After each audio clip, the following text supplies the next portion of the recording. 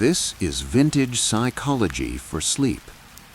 A quiet place where nothing is asked of you and everything moves slowly.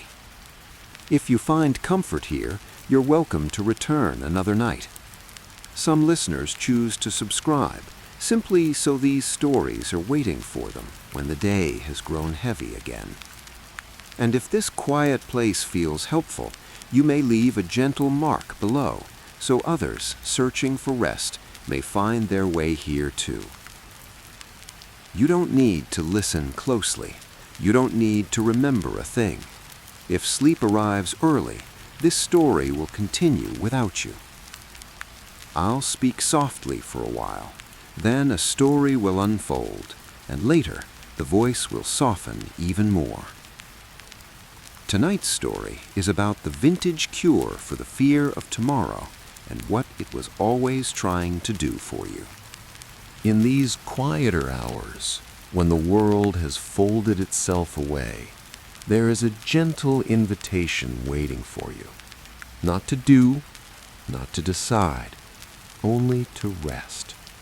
If you are listening tonight, it means the day has already asked enough of you. Your shoulders have carried their share. Your thoughts have spoken long enough. So now, close your eyes. Let the weight of the evening settle gently into the bed beneath you. Feel how the room holds you, without expectation, without demand. Long ago, before the world learned to rush ahead of itself, people believed the night was sacred, a time when the future was politely asked to wait until morning.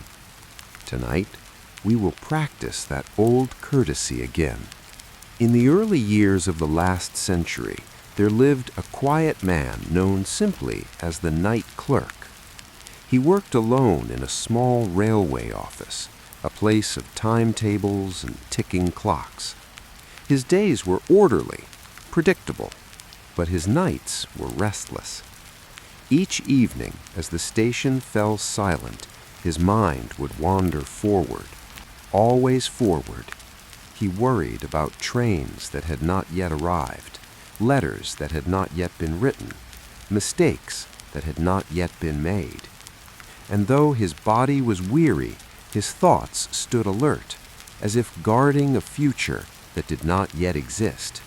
A visiting psychologist once asked the clerk a simple question: "Why do you believe tomorrow needs you tonight?" The clerk had no answer.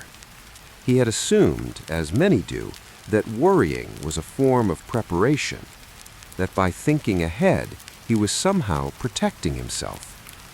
But the doctor explained something quietly profound.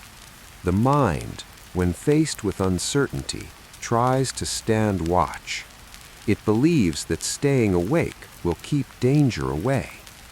The fear of tomorrow, it turns out, is not about the future at all. It is about the mind not trusting rest. The psychologist offered the clerk an unusual exercise. Each night, before sleep, he was to imagine placing tomorrow into an envelope, not to solve it, not to open it, just to seal it and set it gently on the desk. Tomorrow would still be there in the morning, but tonight it did not need him.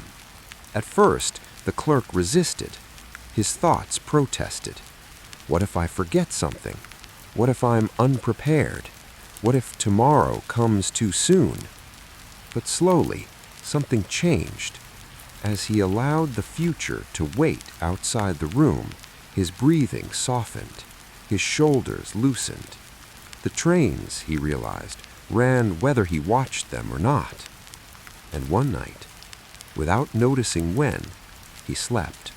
The fear of tomorrow thrives on attention, but it weakens in the presence of trust. Trust that rest is not neglect. Trust that the mind does not need to guard every doorway at once. And perhaps neither do you. Now, let us practice what the clerk learned together. Breathe in slowly, as if gathering the day. and breathe out as if setting it down. Imagine tomorrow as something small and harmless, a folded letter, a sealed envelope. You do not need to read it tonight. With each breath out, place it farther away, onto a table, onto a shelf. Let your jaw soften. Let your tongue rest. Notice your chest rising and falling. The future is patient. It can wait. Your only task now is to allow the body to do what it already knows how to do. Rest is not something you force. It arrives when it feels safe, and safety is here. In those shadowed hours, when the mind releases its grip, something gentle takes over. Thoughts grow slower. Edges soften. If a worry returns, greet it kindly, then let it pass. You are not abandoning tomorrow. You are simply meeting it at the proper time. And so the mind rests, not because everything is solved, but because everything does not need to be. The night holds you now. And when morning comes, it will come gently, with the same quiet patience. Until then, sleep.